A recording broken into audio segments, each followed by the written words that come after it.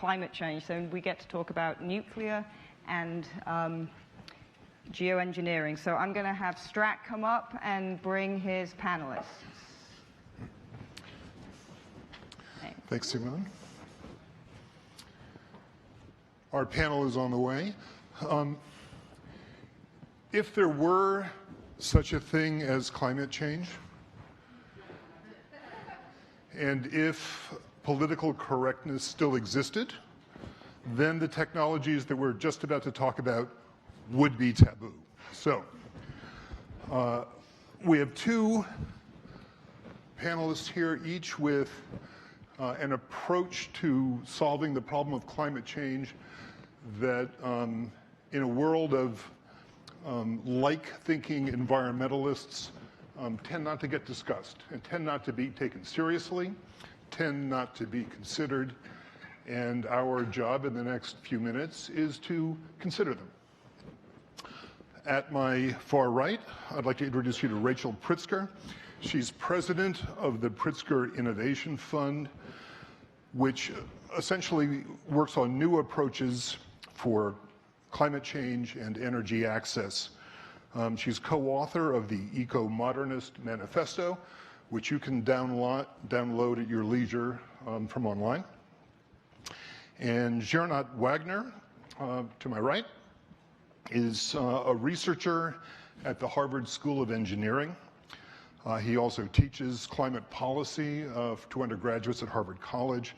He believes he is the only economist at the School of Engineering, and he's co-author of Climate Shock, which you cannot download for free but must purchase with real money, right? Yes. Good. So let's aim at enriching him. So let's start with nuclear energy. During my lifetime, it's been loathed and detested and stomped upon. Homer Simpson has been the emblem of its genius. I have a strong memory of going to the Hannaford Reservation and really worrying. You know, I took my wife along, and we hadn't had our kids yet. I was thinking, do I want to do this? And, you know, of course, we've had Chernobyl and Fukushima and what have you. So why on earth would we think about nuclear energy? Well, first of all, to be clear, I don't think there's a silver bullet for addressing climate change. So I don't think nuclear is the silver bullet. I think we're going to need everything. But when I started looking at the scale of this challenge, when we consider that we have to fully decarbonize not just the energy sector, but the transport sector and the industrial sort of process sector as well, at the same time, while we're lifting billions of people around the world out of poverty, that means we're going to need to double, triple, or even quadruple energy production in the coming century. And in my mind, that means we can't take any potentially great technologies off the table.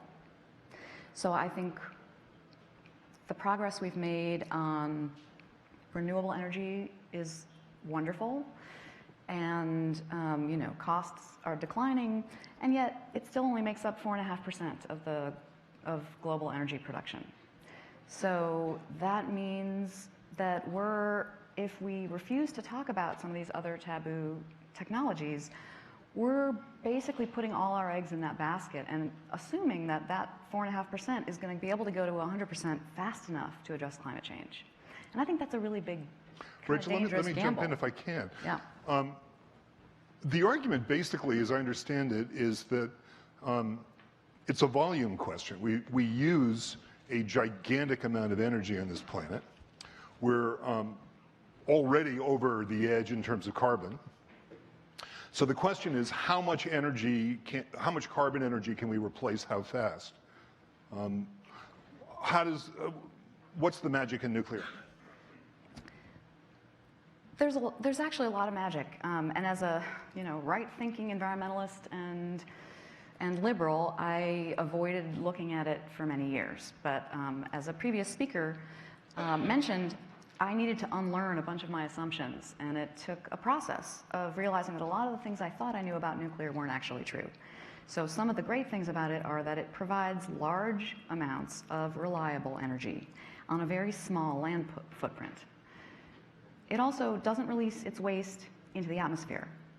So it has contained waste that we can monitor. And one of the coolest things is that that stuff we now call waste is the potential fuel for a whole generation of advanced reactors that are now coming up out of the private sector. I work with a bunch of think tanks and academics in this space who identified that there are over 50 companies in the US alone working on new versions of nuclear that address a lot of the previous concerns. Most importantly, in my mind, is the cost. So these are modular designs that are meltdown proof, so they don't require a lot of the things like containment domes that are really a huge percentage of the cost. But none of this is going to happen unless we actually are able to have these conversations. So I think that sort of unlearning of previous mental models is an important first step for us to actually make progress on climate change. So how much of our total energy needs could nuclear produce, let's say within 5 years? So nuclear currently provides 20% of US power. The problem is all those existing reactors are currently under threat because of the ways we've rigged the energy markets. We lost 5 plants in the last couple of years, and that, just to give you an idea, is the same amount of total energy we get from solar.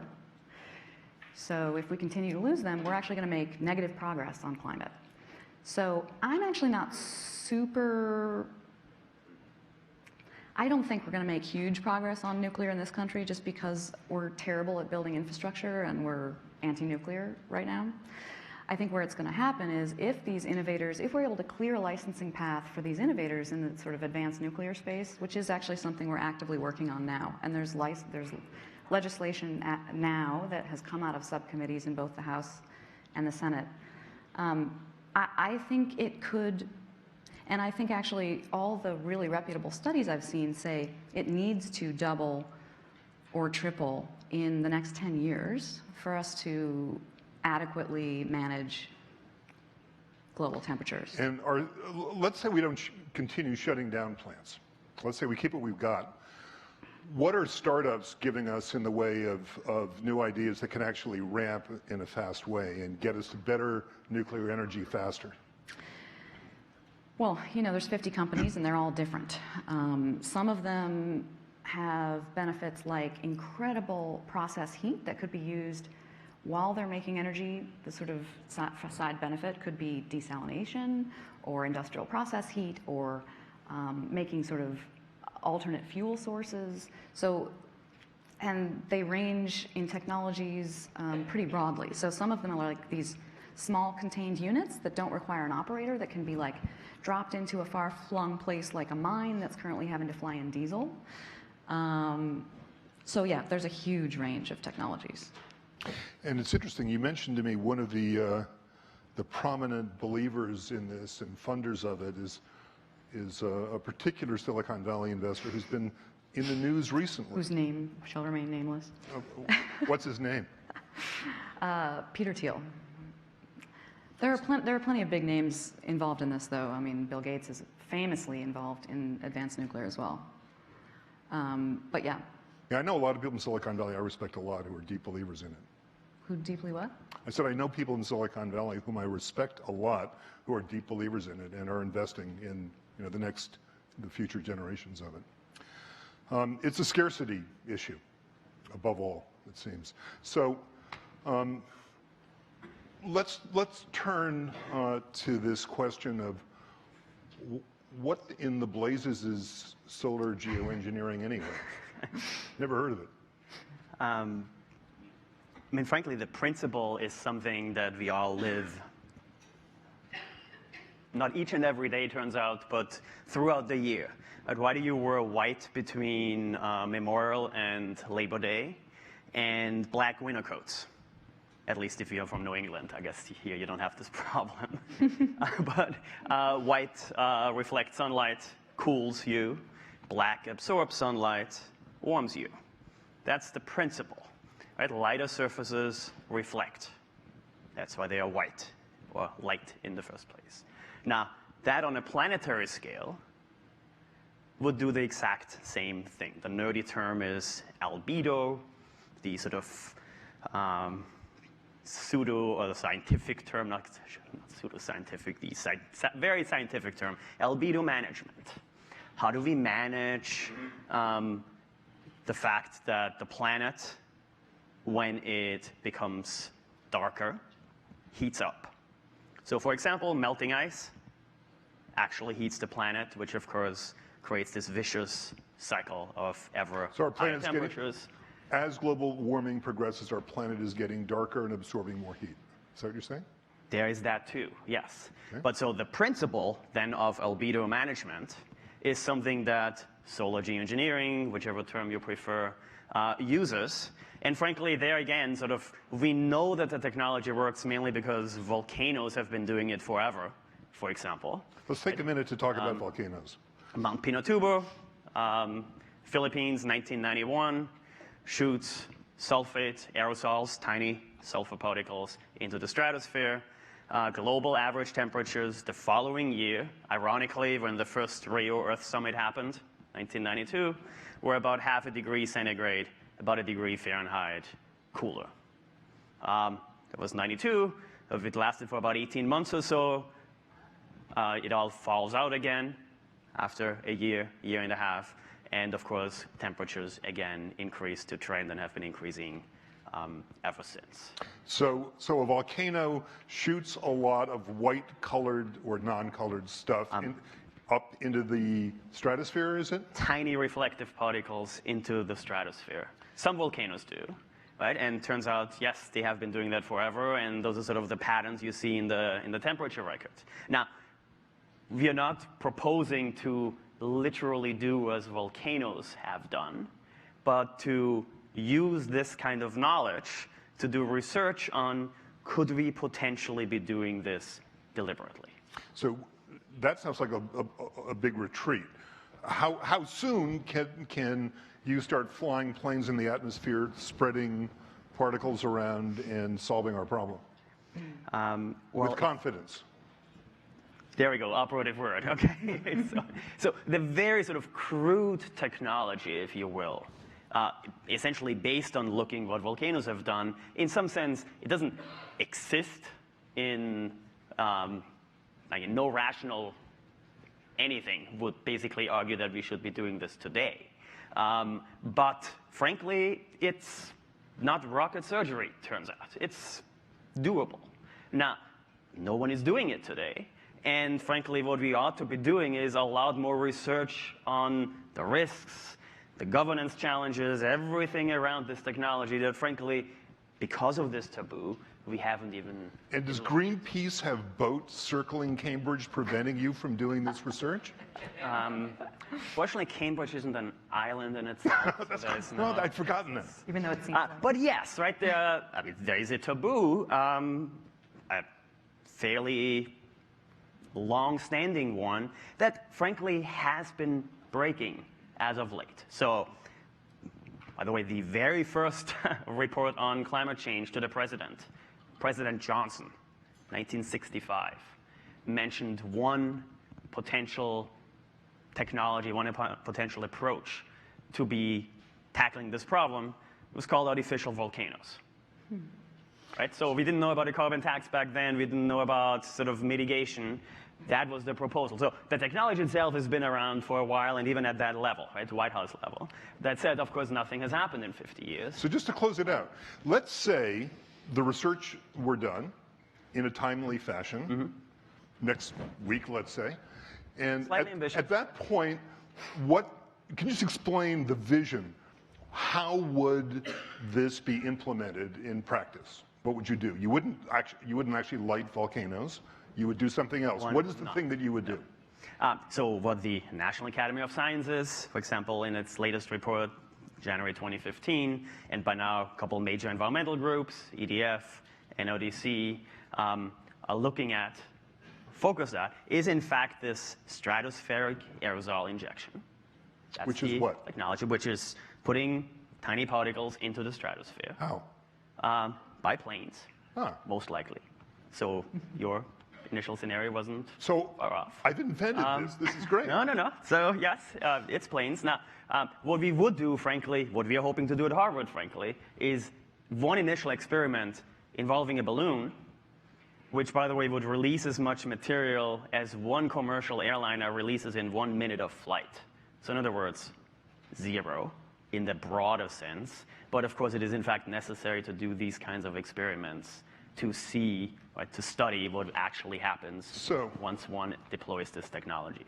So you've got a common problem. I assume that this aerosol sulfur is a pollutant in normal understanding of, right? I mean, you wouldn't feed it to your baby. I would not feed it to my baby. So you two have, hang on. That said, we are globally right now feeding it to our babies. To all of our babies. Exactly right. We are killing 3 to 6 million people a year because of coal pollution, dumping SO2 into the lower atmosphere, which, by the way, yes, does decrease global average temperatures in and of itself as well, but has this nasty side effect of killing 3 to 6 million people a year, at least. Well, so and we must cut pollution. Let's start with that. And on very little known fact is that coal pollution actually releases a lot more radiation than any operating nuclear plant does either.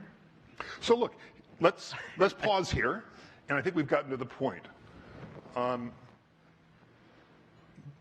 If there were such a thing as global warming, we would be in really hot water. Do we have to say this now for the next 4 years? I think we do. I think it's a law, yeah. Okay. So we're already deep into the problem. You suggested that if we should have started mitigating CO2 in 1850, right? Optimally, yeah, maybe not literally in 1850, I understand. but very shortly thereafter, yeah. So here we are. We're in trouble altogether. Good-hearted environmentalists are keeping you from being heard, or maybe not heard, but the attention. Don't hear my environmentalist NPR listening friends, really talking open-mindedly about either of these technologies. There is a growing group of environmentalists, though, talking much more openly about nuclear just in the last couple of years. So that's starting to shift, but you're right. For the most part, it's still a taboo topic. Yeah. So, and Rachel, this is sort of your thing in life, is to promote that which should be promoted in this particular domain. How do you get through the impenetrable unwillingness to think? Well, we have made friends with a lot of good social scientists because it's a tough challenge. I think when the context changes, it is important to start new conversations. So people's anti-nuclear stances were often taken well before climate change was kind of a well-known problem. So we're luckily finding that there's another way actually to break through this previous opposition, and that is discussing the potential of these new technologies that really can sort of create an opening for people to look again at the technology. I sometimes sort of jokingly refer to advanced nuclear as a gateway drug because it kind of it cracks through people's assumptions and is like, oh, well, if it actually helps reduce nuclear waste, if it actually is meltdown proof, there's a whole bunch of potential benefits that help upend people's assumptions. Can I just jump in? Because you mentioned nuclear waste, and that's going back to something I was just thinking about. Both of you are creating bad stuff in service of doing something good. And I assume that the rationale has to do with the proportion of good to bad. So yes, there are trade-offs, right? And as philosopher Jagger once said, right, you can't always get what you want. Who knew? As an economist, I would have to agree. And so, right, so for example, right, the sort of the trade-off within well, in this case, the climate field broadly, but aerosols in the air, right, in the atmosphere. We must cut pollution in the troposphere, in the lower atmosphere, where it kills 3 to 6 million people a year. Adding a 50th of that amount to the stratosphere, where directly it does no harm to anyone. And could you just make that clear? How come you can do one thing in the troposphere and one thing in the stratosphere and it has a different effect? I'm not informed enough to understand why. The same particle in the stratosphere is a lot more powerful in reflecting back sunlight. So in some sense, the moral case here is to say we must cut pollution. And by the way, even though we are paired up here, right, the two have very little in common. Right. These are not substitutes here, right? This is not either or, right? Pick your poison. We need it all. Not at all, Yeah. right? Well, first of all, we need to mitigate, right? Let's start with that. We need to cut CO2 emissions. So that means, Full stop. we have a third taboo topic that no one here is representing, which is carbon capture technology, because coal is not going away right away anyway. So there's a third taboo topic that I do a little work on, but should be represented here also. Is there anyone in the audience, by the way, who'd like to join into this conversation? If you do, please raise your hand, grab a mic, and do it quickly, because we'd love to hear from you. And Here we go. While you're waiting for a mic, I just want to say that the idea of nuclear creating this bad stuff is really also just sort of misunderstanding. So, yeah, so all energy produces waste. The kind that goes into the air is really the most problematic. The kind that we have contained, that is sitting there waiting to be burned in future reactors that we can monitor and see is not leaking, frankly, in my mind, is a good kind. And if you look at Lancet, which has looked at like deaths per kilowatt of various energy technologies, nuclear is actually, even though counterintuitively it doesn't seem like it, the safest form of energy. And what's the second worst after coal? Or is coal not the worst? No, coal's the worst. Coal is the worst. What's the second worst? Is the second worst Tesla by any chance? Actually, solar has higher deaths per kilowatt hour than nuclear, and that's because people fall off roofs putting it on. Okay, question. Different kind of Question. Yeah. Question. Yes, Aaron Strout, W2O Group. So this may just be the novice in me thinking, but why has there been very little, or at least from what I hear, attention on breaking down CO2 versus stopping it and just turning it into carbon and O2? Because it's very energy intensive to do, right? Turns out there's a reason why we are burning the stuff in the first place, because it's relatively cheap and easy to do. Yeah. Taking it out, now, again, People are working on it needs to be done. People are working on ways to do it, but still, right now, it's very expensive. That's only going to change if we research it more, and that's only going to happen if we talk about it more. All right, there's an attention seeker in the back. Mark Anderson, and one of my hats is I'm the head of a group called the Trifecta, the Carbon Trifecta proposal, and we're working with 4 national labs right now to do exactly what you just asked about. It's about 5 years of progress so far, and the idea is to turn CO2 off as fast as possible, even while coal plants are operating. We have to buy ourselves about 30 years of time to get to that ultimate place where it's all wonderful alternative energy projects. Right now, we have 30 years of more coal plants every week, and we can't do that. And so what we're proposing is to take the CO2 and make it a commercial feedstock, graphene. And there is a technology already patented to turn CO2 into graphene, which is the most amazing product in the world, material in the world, and then to create a commercial market or a set of markets for the graphene. And we think that that allows us to make partners out of enemies in terms of the business of it, put a business drive behind the whole thing, and push the world toward a resource, not a resource exhaustion program of materials, but toward recycling. Great, thank you. Who's next? And there are a over here? bunch of versions of that, and the key is always to make it cost effective. Sir. Tim Curran, University of Notre Dame. First of all, thank you very much for talking about nuclear. It's very, very positive. On the geoengineering side, so not positive, okay. A number of years ago, we did some gaming, and the problem with geoengineering we kept running into were, I'll call them nihilists, a North Korean dictator, several terrorist groups who found ways to weaponize these technologies, okay? Unlike nuclear. That horse left that barn years ago. This horse hasn't left the barn yet. So, that's one piece, right? And I caution you. The other piece too is when I teach a course for undergraduates in supply chain. And one of my favorite topics to talk about supply chain resiliency is volcanoes. and how they can absolutely screw up supply chains globally, including agriculture and food supply. So as you think through these things, there are a number of derivative impacts and effects. Absolutely. So my question to you, have you thought about these things like that and how you would, I mean, first of all, let's go straight to the answer because we're running out of time. Short answer is yes, absolutely, right? So a chapter in my book is titled 007, Greenfinger. All right, so yes, there are scenarios you play through where you have an imaginary real estate owner with a lot of beachfront property in power somewhere. Or a lot of golf courses. Or perhaps? maybe some golf courses and is applying for permission to put seawalls up because he knows climate change is real, or at least on that side, he does. And yes, right, there are these scenarios. Now, there's a couple, right, couple of responses, of course. So one, sulfates don't have sex. They don't multiply, turns out. All right? So releasing them means, or releasing them intelligently does quit one while you're thing. ahead. Sulfates don't have sex Full is stop. exactly the note on which we should end this. We are out of time. Thank you both. Thank you.